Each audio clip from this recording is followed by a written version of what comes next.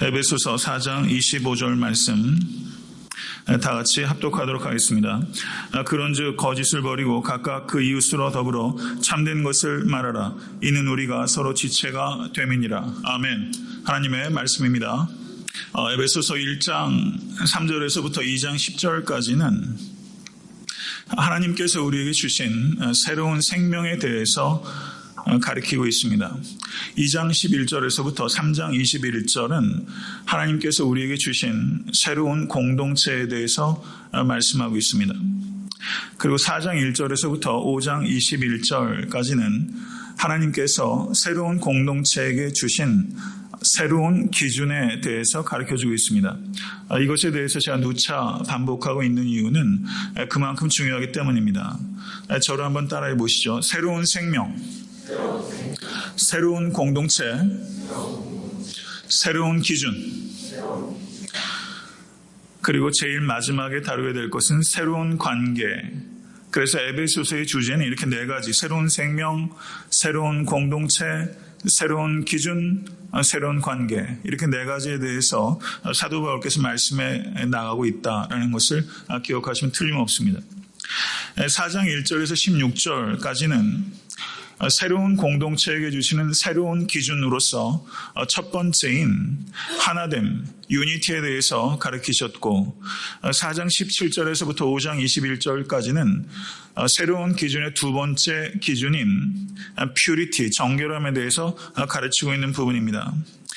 오늘 본문 말씀 4장 25절은 4장 17절에서 24절까지 제시한 정결함에 대한 신학적 기초의 실제적인 적용으로서 첫 번째 적용이 이루어지고 있는 부분이 오늘 본문 말씀 4장 25절이라고 할 수 있는 것입니다. 4장 22절을 보시면 옛사람을 벗어버리고 라고 명령하고 있고, 4장 24절을 보시면 새사람을 입으라 라고 명령하고 있습니다. 옛사람을 벗어버리고 새사람을 입으라. 이것에 대한 실제적인 생활 윤리로서 사도 바울께서 첫 번째로 제시하고 있는 것이 거짓을 버리고 참된 것을 말하라 라는 생활 윤리를 제시하고 있습니다. 그리고 두 번째 생활 윤리는 4장 25절부터 27절까지입니다. 저를 한번 따라 하시죠. 분을 버리고 온유를 입으라. 세 번째 생활 윤리는 28절, 도둑질을 버리고 주는 삶을 살라. 이것이 세 번째 생활 윤리이며, 네 번째 생활 윤리는 29절입니다. 더러운 말을 버리고 선한 말을 하라. 그리고 여섯 번째 생활 윤리는 4장 30절부터 5장 2절까지의 말씀, 성령을 근심하게 하지 말고 하나님을 본받는 자가 되라. 이렇게 네거티브 임페러티브와 그리고 포지티브 임페러티브, 부정적인 명령과 긍정적인 명령이 직접적으로 명시적으로 나타나 있기도 하고, 혹은 거기에 암시적으로 포함되어 있는 방식으로 옛사람을 벗어버리고 새사람을 입으라 라고 사도 바울께서 우리에게 가르쳐주고 있는 것입니다. 사랑하는 성도 여러분, 기독교 신앙은 생활 윤리로 이어져야 하는 것입니다. 이것을 깊이 생각하십시오. 우리에게 주신 삶은 삶을 목표로 하는 것입니다. 삶으로 이어지지 않는 삶은 썩게 되는 것이고, 그것은 무가치하고 무의미한 것입니다. 그리스도를 아는 지식이 그리스도를 닮는 삶으로 반드시 이어질 수 있게 되기를, 올 한해 특별히 성령 안에서 살아가실 수 있는 여러분과 제가 될 수 있게 되기를 간절히 바랍니다. 얼마 전에 MBC 나이틀리 뉴스의 앵커인 브라이언 윌리엄스가, 혹시 누군지 아세요? 갑자기 앵커직에서 사임했어요. 저는 유학생활 때는 이분 뉴스를 즐겨 들었었어요. 그런데 이 사람이, 브라이언 윌리엄스가 그 MBC 뉴스 데스크의 매니징 디렉터라는 직위에 있었는데, 우리식으로 말하자면 보도국장에 해당되는 높은 위치입니다. 이 사람 연봉이 1,000만 불입니다. 미국 방송계 1등 앵커로 알려져 있습니다. 이 사람 뉴스를 진행하는 거 보는 사람이 매일 저녁에 미국에서 930만 정도 된다고 합니다. 이 사람이 이렇게 탁월한 그 뉴스 진행을 보임으로 인해서 인기가 높은데 그 이유는 매우 매끄러운 뉴스 진행, 그리고 묵직한 목소리, 그리고 얼굴도 번듯하게 잘생겼어요. 아주 신뢰감을 주는 얼굴, 그리고 적당한 유머 감각. 제가 없는 것 다 갖고 있네요. 네. 아주 엄청난 인기 있는 그 뉴스 앵커인데 이 사람이 문제가 발생했어요. 어떤 일인지 한번 영어 잘하시는 줄로 제가 믿고 한번 그대로 한번 보겠습니다. 한번 보세요. 이 사람이에요. Started with a terrible moment a dozen years back during the invasion of Iraq. Two of our 4 helicopters were hit by ground fire, including the one I was in. No kidding. RPG and AK-47. Our traveling NBC News team was rescued, surrounded, and kept alive by an armored mechanized platoon from the U.S. Army 3rd Infantry. No, they weren't. The best way to kill a good war story, of course, is a witness. And that's exactly what one U.S. soldier did. Lance Reynolds took to Facebook to call out the veteran host. I don't remember you being on my aircraft. He added, I do remember you heading to Kuwait to report your, quote, war story to the nightly news. Well, the journalist not only took to Facebook to apologize for what he made seem like a slight memory lapse. Not sure how you can mix up being shot in a helicopter by an RPG, but Williams took to the broadcast with... 다 이해하셨죠? 네. 이 사람이 앵커직에서 사임했어요. 사임한 것이 아니라 해고당했습니다. 왜 그러냐면 2003년도에 저도 그 당시에 제가 유학생활하고 있었기 때문에 그때 뉴스 많이 봤었어요. 근데 이 사람이 취재 당시에 그 실제 상황을 과장해서 거짓 보도한 것입니다. 4대 헬리콥터가 있었는데 그중에 2대가 총에 맞았다고 얘기했고 자기가 그 중에 타고 있었다라고 얘기를 했는데 실제 이 사람이 거기 타고 있지 않았습니다. 위기를 간신히 모면했다고 얘기를 해서 자기가 영웅담의 한 일부로 자기를 미화한 것이죠. 그런데 어리석게도 그 일이 그냥 묻혔는데 무공훈장을 받은 군인을 소개하는 뉴스에서 이 사람이 12년 전의 상황을 다시 언급하면서 자기가 그때 헬기를 타고 있었다고 재차 거짓말한 것입니다. 근데 2003년도에는 페이스북 이런 거 별로 없었잖아요. 그런데 페이스북에 그 당시에 그 총을 맞았던 그 헬기에 있던 사람이 이렇게 얘기한 거예요. 페이스북에 미안한데 당신은 내 비행기에 타고 있었다는 기억이 없습니다. 1시간 뒤에 나타나서 나한테 무슨 일이 있었느냐고 내게 물어보지 않았습니까? 라고 페이스북에 쓴 거예요. 그리고 실제 브라이언 윌리엄스를 데리고 갔던 그 헬기의 기장이 또 이렇게 썼습니다. 이런 거짓말쟁이. 당신은 내 헬기에 타고 있었고 우리는 총탄에 맞지 않았다. 브라이언은 자신의 신뢰도를 과장하기 위해서 의도적으로 거짓말을 하고 있는 것이다. 그는 페이크다. 이렇게 페이스북에 쓴 거예요. 페이스북 무섭네요.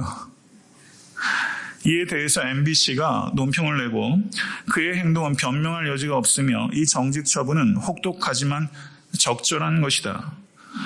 브라이언은 MBC 뉴스를 시청하는 수백만의 시청자들의 신뢰를 깨뜨렸다라고 언급하면서 이 사람을 가차없이 앵커직에서 내린 것입니다. 시청률에 큰 타격이 올 수 있는데도 불구하고 회사의 얼굴에 해당되는 앵커맨을 내린 것이죠.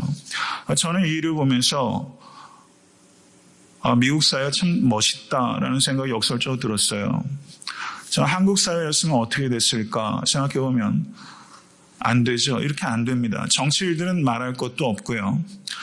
이번에 총리로 입각하게 된 사람도 오죽하면 양파 총리라는 이야기를 듣잖아요. 우리가 정치적인 입장을 떠나서 그 부분에 대해 생각하는 바가 다를 수 있겠지만 대한민국에 왜 이렇게 인물이 없는지 답답하기를 말할 수가 없습니다. 한국 사회가 왜 이렇게 되었을까요? 성도 여러분, 2005년도에 한국의 국민일보에 이런 기사가 났습니다. 이 목사가 어떤 목사인지 한번 게스해 보세요. 한국 사회는 정직한가? 이 같은 질문에 자신 있게 그렇다라고 말할 수 있는 사람들이 우리 사회에 얼마나 있는지 모르겠다. 불법 도청을 한 뒤에 도청한 일이 절대 없다는 광고를 버젓이 내고 검은 돈을 전달했음에도 당당하게 그런 일 없다고 말하는 사회 지도층의 모습을 통해 많은 사람들은 절망감을 느끼고 있다. 사회 전체가 정직 불감증에 걸려 있다고 해도 과언이 아니다. 미국과 한국 간 가장 큰 차이는 정직성에서 나타난다. 지금 한국 사회는 결코 정직한 사회라고 볼 수 없다. 지금 한국 사회는 마치 양심이 화인 맞은 사람과 같이 부정직을 용인하고 있다. 정직하지 못한 가운데 우리가 이룬 모든 업적이 무슨 소용이 있는가? 목회자들은 강단에서 강력하게 정직을 외쳐야 한다. 한국의 한 목사가 이렇게 국민일보에 인터뷰했습니다. 그런데 이 사람이 논문 표절이라는 큰 거짓말을 했고 자신은 절대 표절한 적이 없다라고 얘기했습니다. 그런데 표절한 사실이 만천하에 빼도 박도 못하게 발각이 됐죠. 누군지 아시죠? 한국의 사랑의 교회 오정현 목사입니다. 저는 한국의 한 개교 특별한 교회와 특별한 목회자에 대해서 언급하려는 것이 아니라 사랑의 교회는 한국 전체를 얼굴을 대표하는 말하자면 브라이언 윌리엄스 같은 사람이라고 전 보여져요. 만약에 논문 표절이라는 것이 문제가 된 시점에 제가 개인적으로 사석에서는 목회자들과 성도님들과 이야기할 기회가 있을 때 한국 성도님들 착합니다. 이게 그냥 무의식 중에 플레저리즘 조금 각주 안 달고 따옴표 안 붙인 정도가 아니라 거의 대필 수준으로 논문을 카피했거든요. 그리고 한 책을 아주 심각하게 도용했습니다. 그런 일이 발견되면 제가 그런 부분에 대해서 생각이 부족해서 잘못했습니다. 용서해 주십시오. 교회에서 이 문제에 대해서 적절하게 판단하셔서 결정해 주시면 나는 따르겠습니다. 만약에 오 목사가 그렇게 했다면 지금 목회 잘하고 계실 거예요. 그거 받아들일 만한 그릇은 된다고 봅니다. 그런데 그때 극구 절대 돈 받은 일 없다. 한국 사회는 도적 불감증에 걸렸다라고 말하면서 나는 절대 표절한 적 없다. 얼마나 길길이 뛰었는지 모릅니다. 그리고 그 이후에 지금은 보란 듯이 그 강남 그 금사라기 땅에 수천억의 돈을 들여가지고 확장해서 교회를 이전했어요. 그것에 대해서 생각하는 바가 다를 수 있겠지만 이러한 전력을 가지고 있는 목회자가 할 처신은 아니라고 제 개인적인 생각은 듭니다. 왜 방송사만큼도 교회는 정직하지 못할까요? 왜 방송사만큼도 교회는 이와 같은 부정직에 대해서 바르게 일처리를 하지 못할까요? 이 자리에 사랑의 교회 출신 성도들이 계실지 모르겠어요. 이것은 저는 한 특정 교회와 개인에 대해서 언급하려고 하는 것이 아니라 제가 이 말을 하는 것은 우리의 정직성에 대해서 생각해 보자는 것이고 제 자신의 정직에 대해서 생각해 보겠다는 거예요. 저도 여태까지 살면서 제가 의도적으로 한 거짓말이 있습니다. 의도하지 않았던 거짓말이 있어요. 지나고 보니까 결과적으로 거짓이 되는 거짓말들이 있어요. 전혀 그런 의도가 없는데 상황이 그렇게 돼서 결국은 거짓말과 같이 되는 일들도 있어요. 제가 했던 거짓들 중에는 매우 심각한 거짓도 있습니다. 만약 그 당시의 일들에 대해서 누군가 페이스북에 올린다면 저는 낯뜨거운 일들이 제게 있어요. 저도 거짓말장입니다. 근데 제가 목회의 길로 들어선 이후에 목사의 길로 가면서 저는 이전에 제가 그냥 대학생이나 대학원생 정도가 아니라 목사의 길로 들어선 문제에 있어서 제게 있을 정직의 문제는 이건 매우 중요한 문제예요. 저는 이 시간에 여러분과 제가 지금 이후로는 우리가 정직과 거짓의 문제에 대해서 우리가 매우 심각하게 생각하고 그리고 사회에서보다는 최소한 교회가 이와 같은 정직을 지키는 보루가 되기 위해서 우리가 결단해야 하지 않으면 이 복음은 이 세상 영향력을 결코 끼칠 수 없습니다. 사랑하는 성도 여러분, 우리는 모두 발각되지 않은 거짓말장이에요. 안 그렇습니까? 제가 인터넷에서 발견한 재미난 이야기가 있어요. 저는 지금 매우 심각한 이야기를 하는데 갑자기 재미난 이야기를 하는 게 상황에 잘 안 맞아요. 그런데 제가 이거 찾고서 되게 웃었어요. 할까요 말까요? 감사합니다. 그럼 제가 편한 마음으로 재미난 얘기 좀 하겠습니다. 간호사가 하는 거짓말. 이 주사는 하나도 안 아파요. 여자들이 하는 거짓말이랍니다. 어머, 너 어쩜 이렇게 예뻐졌니? 친구들끼리 하는 말. 이건 너한테만 하는 얘기야. 이런 거짓말 되게 많이 하시더라고요. 김 집사님, 박 집사님이 제게 오셔가지고 목사님 이건 목사님만 하셔야 돼요. 다 하시더라고요. 제가 왜 그런 거짓말 하셔서 제 마음에 부담을 주십니까? 장사꾼이 하는 거짓말. 이거 미치고 파는 거예요. 아무 힌트도 말씀하시면 안 됩니다. 선생님께만 특별히 싸게 드린 겁니다. 하는 거짓말. 아파트 신규 분양할 때 하는 거짓말. 지하철역에서 5분 거리입니다. 수석 합격자들이 하는 거짓말. 저는 학교 수업에만 충실했습니다. 자리 양보받은 할머니가 하는 거짓말. 에구, 난 괜찮은데. 정치인이 하는 거짓말. 저는 단 한 푼도 받지 않았어요. 이게 하는 거짓말들이래요. 이 거짓말들. 제가 하는 이 우스꽝스러운 얘기는 사실은 거짓이 굉장히 만연해 있다는 것이고, 목회자들도 설교를 표절한 일들이 사실 굉장히 많습니다. 인터넷상에 목회자들 설교들이 굉장히 많이 올라오면서 아예 그런 걸 대놓고 하는 사이트들이 있어요. 저도 가끔 본 적이 있어요. 보는 이유는 제가 한국에 명망 있는 목회자들의 설교를 들을 시간은 없으니까 제가 목회 얘기로 처음 들었을 때 다른 목사님의 설교를 어떻게 하는지 눈으로 그냥 빨리 속독하려고 좀 읽어본 적이 있어요. 그러면 심지어 명망 있는 목사님들 설교 가운데서도 똑같은 게 많더라고요. 그래서 깜짝 놀랐어요. 그저 어느 개척교회 목사가 아니라 꽤나 유명한 큰 교회 목사들이 서로 카피하고 있더라고요. 그런 일들이 있더라고요. 이건 굉장히 심각한 문제죠. 제 설교가 혹시 어디에서 카피되고 있으면 발견하시면 말씀해 주십시오. 설교조차 카피하고 표절하는 일들이 일어나는 것을 우리는 보게 되는 거예요.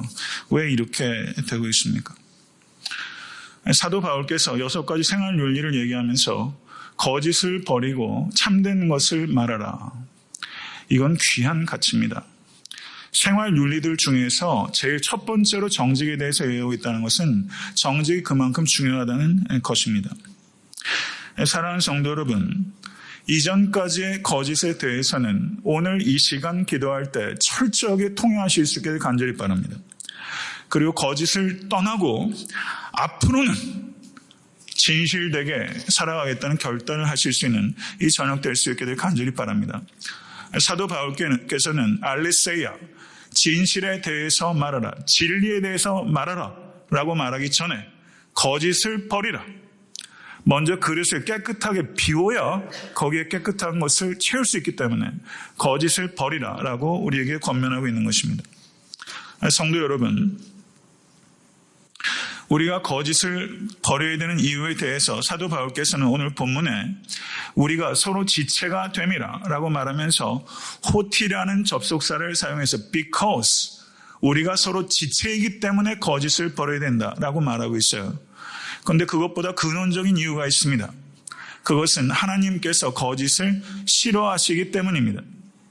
하나님은 신실하신 하나님이시기 때문입니다. 우리가 거짓되게 말하고 거짓되게 행동하는 것은 하나님께 대한 범죄입니다. 거짓말하지 말라라는 명령을 성경에 찾아보면 신구약 성경에 공이 많이 등장하고 있는데 제일 첫 번째 등장하고 있는 명령은 레위기 19장 11절에 등장합니다. 너희는 도적질하지 말며 속이지 말며 서로 거짓말하지 말며 라고 말씀하고 있습니다. 오늘 에베소서에 나오는 내용도 그 뒤에 보면 도적질하지 말고 주는 삶을 살라라는 명령이 있는 것을 볼 때 이 생활 윤리는 구약이나 신약이나 매우 공통된 것을 우리가 볼 수 있습니다. 시편 101편 7절을 보시면 거짓 행하는 자가 내 집안에 거하지 못하며 거짓말하는 자가 내 목전에 서지 못하리로다. 위중한 경고의 말씀입니다. 요한복음 8장 44절을 보시면 너희는 너의 아비 마귀에게서 났으니 너의 아비의 욕심을 너희도 행하고자 하느니라. 저는 처음부터 살인한 자요 진리가 그 속에 없으므로 진리가 서지 못하고 거짓을 말할 때마다 제 것으로 말하나니 이는 저가 거짓말장이요 거짓의 아비가 되었음이니라. 성도 여러분, 거짓의 배후에는 마귀가 있다는 것입니다. 마귀가 거짓의 근원입니다.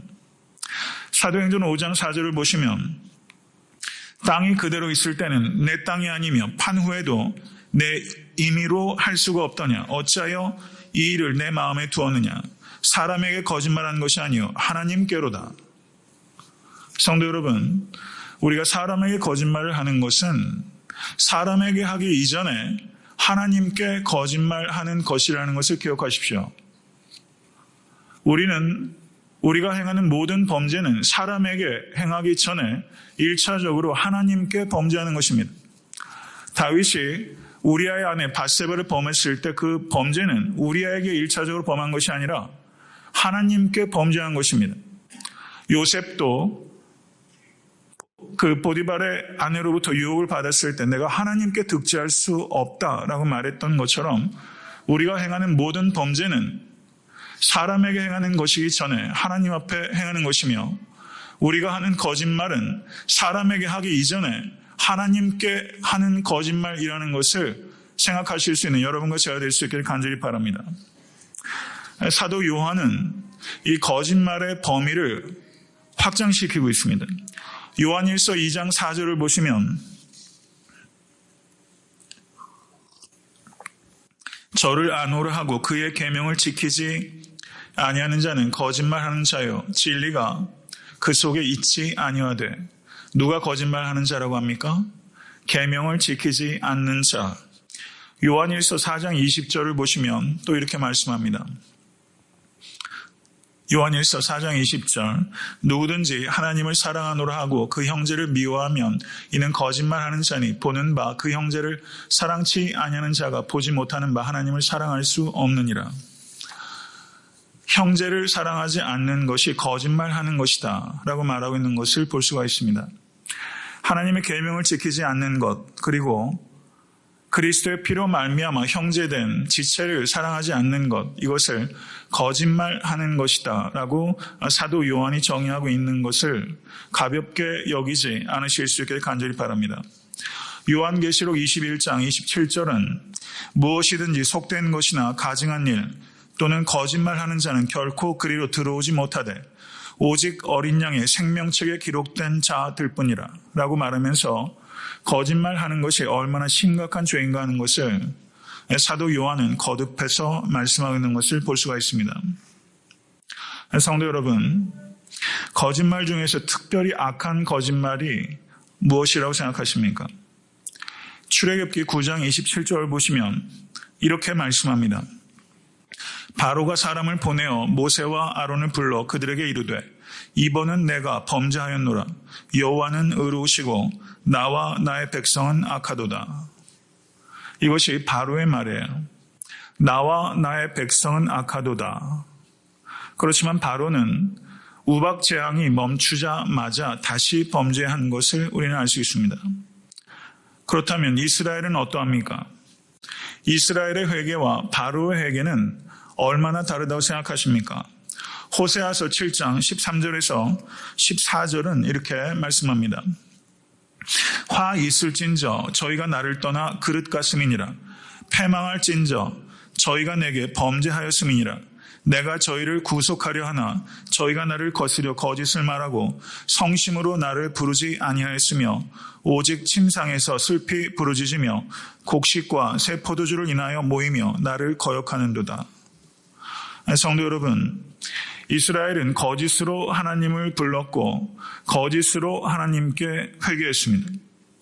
바로가 목전에 닥친 하나님으로부터의 징벌을 피하기 위해서 나와 나의 백성은 악하도다 라고 거짓된 회개를 했던 것처럼 이스라엘 백성은 하나님의 징벌로 말미암아 축복이 떠나는 것을 두려워해서 바로와 같이 거짓된 회개를 하나님 앞에 드렸던 것입니다. 이스라엘의 거짓된 회개는 고통으로부터 자기를 구원해 달라고 하는 것이지 자신의 죄악으로부터 나를 구해달라고 하는 회개가 아닙니다. 다르게 말하면 자신의 환경을 바꾸기 위해서 회개를 이용하고 있는 것이지 자기 자신을 바꾸기 위해서 하나님 앞에 통회하고 있는 것이 아니라는 것입니다. 자기의 환경, circumstance를 바꾸기 위해서 회개를 이용하고 있는 것이지 자기의 내면적인 캐릭터, 자기 자신을 바꾸기 위해서 회개하고 있는 것이 아니라는 것을 볼 수 있습니다. 성도 여러분, 신앙생활을 오래 하시다 보면 신앙적인 언어가 풍성해집니다. 회개하는 말들을 어떻게 해야 되는지 우리는 머릿속으로 압니다. 그래서 풍성한 회개의 말들을 내어 뱉습니다. 회개의 말은 날로 풍성해지고 회개의 진실함은 날로 빈곤해지는 것이 교회 안에서 벌어지는 일이라는 것이죠. 사랑하는 성도 여러분, 회개함에 있어서 쇼하지 않는 우리가 될 수 있게 될 간절히 바랍니다. 회개를 쇼처럼 하는 일들이 얼마나 많은지 몰라요. 아까 모두에 소개했던 그 목사님도 TV에 나와서 쇼와 같은 회개를 했어요. 그리고서 변화가 없네요. 사랑하는 성도 여러분, 형식적인 회개를 하면 우리의 양심을 달랠 수 있을 뿐입니다. 사랑하는 성도 여러분, 형식적인 회개는 회개하지 않는 것보다 악할 수 있다는 것을 깊이 생각하실 수 있는 여러분과 제가 될 수 있기를 간절히 바랍니다. 어떻게 보면 우리는 회개조차 할 수 없을 만큼 죄인입니다. 모쪼록 이 저녁에 기도하실 때 하나님께서 회개의 영을 부어주셔서 우리를 책망하여 주시고 우리가 미처 발견하지 못하고 깨닫지 못한 죄악들을 찾을 수 있는 기쁨이 우리에게 임할 수 있기를 간절히 바랍니다. 최고의 기쁨은요, 하나님의 은혜를 경험하는 것이고 어떤 곳에 진정한 은혜가 임하는가, 내가 죄인이라는 것을 깊이 깨닫는 순간 역설적인 기쁨이 우리에게 찾아옵니다. 사랑하는 성도 여러분, 전도서 5장 2절을 보시면 너는 하나님 앞에서 함부로 입을 열지 말며 급한 마음으로 말을 내지 말라. 하나님은 하늘에 계시고 너는 땅에 있습니다. 라고 말하고 있는 것을 우리는 기억해야 됩니다. 만약에 중심으로 통회하는 마음이 없다면 입으로 회개하는 말들 내어놓는 것 조심하실 수 있게 간절히 바랍니다. 회개는 우리의 입술로 하는 것이 아니라 우리의 마음으로 하는 것입니다. 모쪼록 마음으로 통회하실 수 있는 여러분과 제가 될 수 있게 될 간절히 축원합니다. 거짓말 중에서 가장 혐오스러운 거짓말은 바로 거짓된 회개입니다. 두 번째 혐오스러운 거짓말을 저는 거짓 가르침이라고 생각합니다. 성도 여러분, 교회 안에 거짓된 가르침이 홍수와 같이 범람하고 있습니다. 예수님께서는 감람산 강화인 마가복음 13장에서 13장 5절과 6절에서 이렇게 말씀합니다. 너희가 사람의 미혹을 받지 않도록 주의하라. 많은 사람이 내 이름으로 와서 이르되 내가 그러라 하며 많은 사람을 미혹해 되리라. 말세의 징조는 거짓 교사들입니다.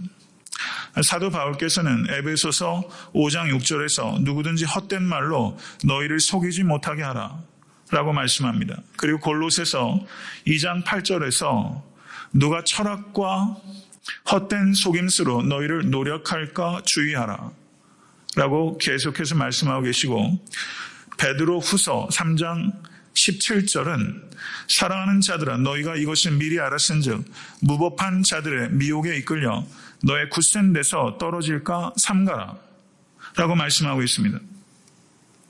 성도 여러분, 우리가 사람에게 하는 거짓말 중에서 가장 악한 거짓말은 하나님에 대한 거짓된 가르침을 주는 것입니다. 하나님에 대하여 거짓말하는 것이 가장 사악한 거짓말입니다. 현대 기독교 가운데 만연한 가장 사악한 거짓말, 하나님에 대한 가장 사악한 거짓말은 Prosperity Gospel, Health and Wealth Gospel, 번영신학입니다. 성도 여러분, 조엘 오스틴 제가 가끔 이야기하는 것 아시죠? 제가 설교를 준비하면서 조엘 오스틴에 대해서 이야기하는 존 맥카서의 설교를 잠깐 들었어요. 존 맥카서 목사님이 얘기를 하더라고요. LA에 그 다저 스테디움에 조엘 오스틴이 와서 집회를 했는데 3만 5천 명이 운집했답니다. 존 맥카서가 명확하게 얘기했어요. 조엘 오스틴은 이교도입니다. 그는 범신론자입니다. 라고 정확하게 얘기를 했어요. 제가 오늘 조엘 오스틴 인터뷰한 거 한번 보여드릴까 하는 생각도 했었는데 예전에 한번 제가 보여드린 적이 있죠. 그는 사악한 거짓말을 하고 있습니다. 그의 말에는 진리의 파편이 있습니다. 그렇지만 그는 잘못된 이야기를 하고 있습니다. 그의 설교의 주제는 인간은 자신의 삶을 바꿀 수 있다는 것입니다. 그는 신념과 긍정적인 말로 자기가 갈망하는 꿈을 이룰 수 있다고 말합니다. 성도 여러분, 여기에는 큰 함정이 있습니다. 제가 정확하게 그 사람의 책에 나오는 이야기를 가감없이 인용하겠습니다. 동화에는 나올 것 같은 아름다운 집이었다. 커다란 2층 건물에 천장이 높았고 창문은 대문처럼 커서 그림 같은 뒤뜰의 풍경이 한눈에 들어왔다. 가슴이 두근거릴 정도로 멋진 집이었다. 아내는 그 집에서 나온 후에도 자꾸 뒤돌아보며 말했다. 여보, 우리도 저렇게 아름다운 집에서 살 날이 꼭 올 거예요. 그 빅토리아라는 아내입니다. 그러자 조엘 오스틴이 말합니다. 도대체 언제? 내 눈에는 도무지 불가능해 보였다. 당시 우리 은행 잔고와 내 수입으로는 그림의 떡에 불과했다. 위대한 신앙의 사람이라고 자처하던 내 입에서 갈망이 아닌 절망의 목소리가 흘러나왔다. 나는 빅토리아에게 말했다. 여보, 너무 허황된 꿈을 꾸는구려. 우리가 어떻게 저런 집을 살 수 있겠소? 그러자 아내의 믿음은 나의 믿음을 훨씬 능가하는 것이었다. 아내는 그 집 앞에서 30분이나 서 있었다. 그렇지 않아요. 마음 깊숙한 곳에서 반드시 이 집이 우리 것이 될 거라는 소망을 가지면 그것이 이루어질 거예요. 나는 아내의 끊임없는 믿음과 승리에 관한 말을 하는 바람에 결국 항복하고 말했다. 하나님이 반드시 이루어 주실 거예요. 나는 끊임없이 확신하며 말했다. 몇 년 후에 우리는 낡은 집을 팔고 그 집에 들어가게 되었다. 조엘 오스틴 긍정의 힘 19페이지와 20페이지에 나온 내용입니다. 어떻게 생각하세요? 긍정의 힘 한국에 어디서 나왔죠? 두란노에서 나왔습니까? 개 교회마다 도서관에 한 10권씩은 비치게 되어 있는 것 같아요. 큰 교회 같은 경우에. 저도 이 책이 나왔을 때 우리 청년부 애들이 엄청 많이 읽더라고요. 그래서 제가 좀 경고했어요. 나는 이 책에 어디에도 복음을 발견할 수가 없다. 라고 이야기를 했고 막 나왔을 때 저는 읽다가 몇 번 집어던지려고 했습니다. 성도 여러분, 그 중에는요, 상당히 저는 이거를 사이키아트리스트가 얘기했다면 긍정의 힘, 그랬다면 그냥 받아들이겠어요. 그런데 이 사람은요, 그게 아니잖아요. 이 사람은 이교도입니다. 사랑하는 성도 여러분, 예수님께서 길이요 진리요 생명인 것을 믿으십니까? 이것에 대해서 정면으로 부인했어요. TV 인터뷰에서요. 복음주의 신약학자 중에서 제가 공부했던 학교에 계셨던 고든 피라는 교수가 계십니다. 그분이 뭐라고 말했냐면 미국 기독교는 부와 건강의 복음이라고 불리는 그 속에 복음의 특성이라고는 찾아볼 수 없는 악성 질병에 빠르게 감염되고 있다. 번영신학의 메시지는 하나님의 진리를 위험하게 왜곡하고 궁극적으로는 성령 안에서의 우리의 삶이 아니라 인간의 타락한 성품에 호소하는 거짓 가르침이다. 제가 공부했던 학교의 총장이었던 월터 카이저 교수는 이런 말을 했습니다. 번영 복음은 그리스도인들을 풍요하고 성공에 미쳐 돌아가는 사회 문화적 포로로 만든다. 번영 신학에도 진리의 파편이 존재한다. 그러나 모든 이단들이 그러하듯이 잘못된 부분들이 자신들의 주장의 핵심으로 자리하고 있다.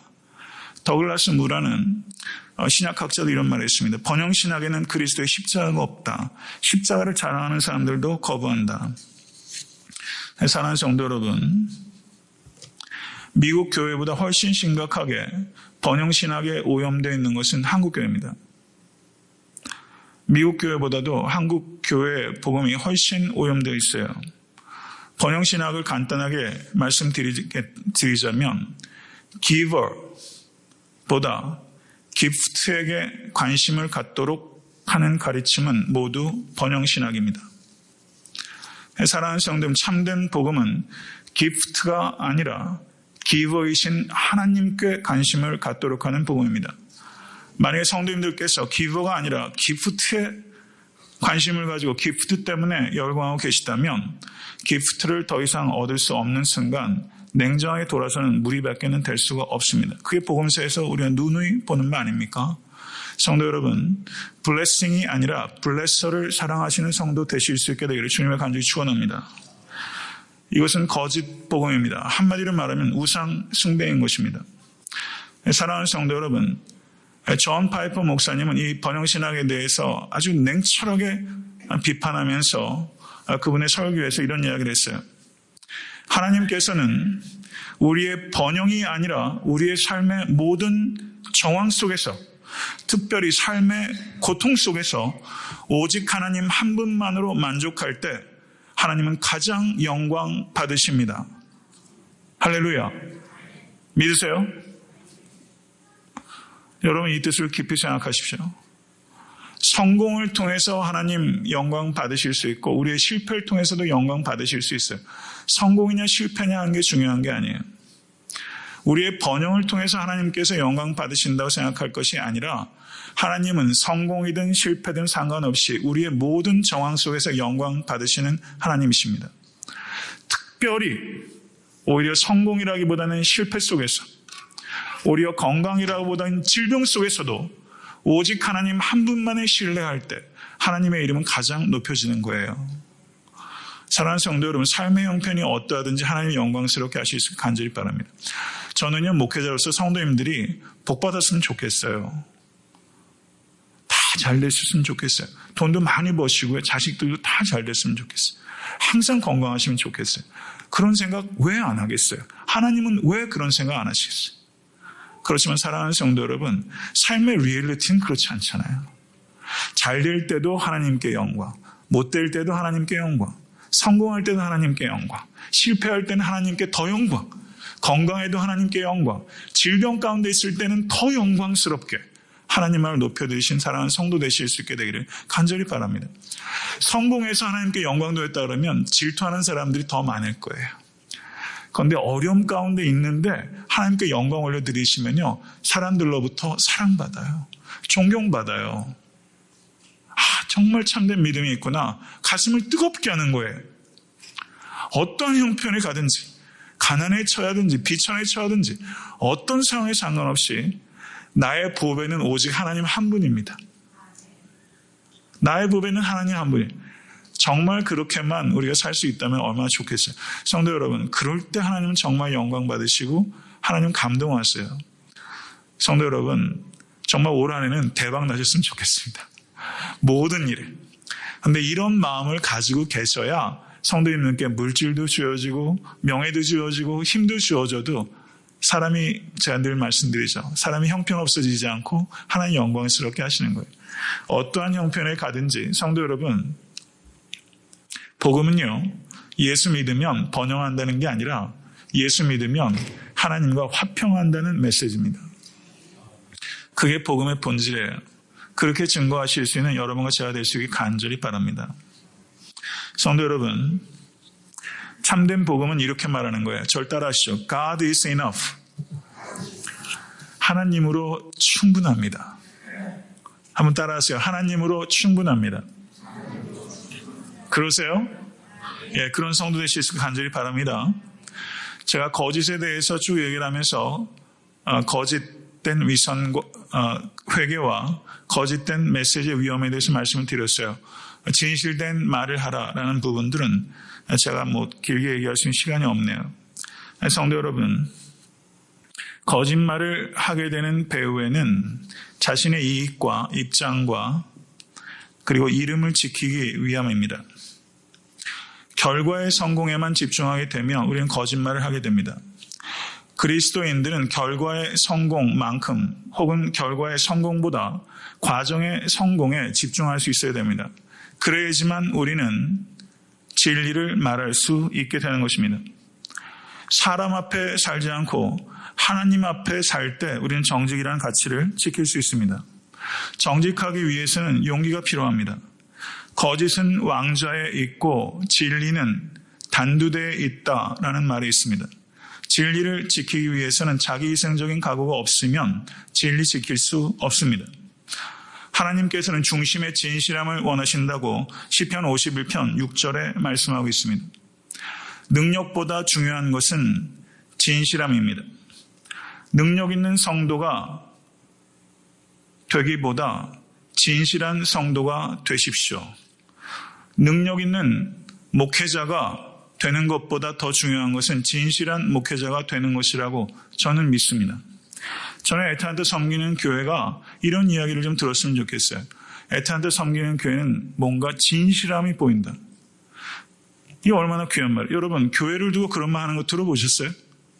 저희 애타한테 섬기는 교회가 이 지역사회에서 애타한테 섬기는 교회는 많이 부족하지만 애타한테 섬기는 교회는 왠지 진실함의 냄새가 난다. 저희 애타한테 섬기는 교회가 반드시 그렇게 되기를 원합니다. 빌립보서 1장 9절에 사도 바울께서는 이렇게 기도하셨어요. 진실하여 허물 없이 그리스도의 날까지 이르기를 기도했습니다. 진실하여 허물 없이 그리스도의 날까지 이르기를 기도했어요. 진실함은요, 날 때부터 태생적으로 다른 사람들보다 순수한 사람이 있어요. 그리고 순수함을 추구하는 사람들이 있습니다. 그렇지만 태생적인 미덕이나 혹은 그것을 위해서 추구하거나 하는 것보다 더 중요한 것은 진실함을 위해서 기도하는 거예요. 진실함을 위해서 기도할 때 하나님께서 우리의 성품을 만드시고 진실할 수 있는 삶을 살아갈 수 있는 능력을 공급해 주시기 때문입니다. 진실하여 라고 번역되어 있는 성경 언어가 에이리크리테이스라는 단어입니다. 진실하여. 이것이 어원적으로 태양빛에 비추어 보다라는 뜻이 있습니다. 성도 여러분, 고대 그리스 문명에서 그 뮤지엄을 가게 되면 이런 도자기들 옛날 것들 많이 있잖아요. 그리스 로마 시대. 옛날에도 이 도자기를 굽게 되면 이 도자기가 굽는 과정에서 많이 금이 가게 되고 그리고 이런저런 절차 속에서 이게 실금이 가는 일들이 많이 있었어요. 그러면요, 이 도자기 공이 그것을 과감하게 버려야 되는데 그 버리기가 아까우니까 거기다 접착제를 발라가지고 시장에 내놓은 일이 있었어요. 그러면 사람들은 이 도자기를 사게 되면은 그것이 제대로 만들었는지 보기 위해서 이 도자기를 태양을 향해서 듭니다. 그리고 태양빛에 비춰보다. 아까 진실하여라는 단어의 어원이 거기 있잖아요. 그 태양빛에 비치면 이렇게 보면은 안 드러나는 것이 태양빛에 비추면 거기에 접착제를 붙인 것이 발견이 되는 거예요.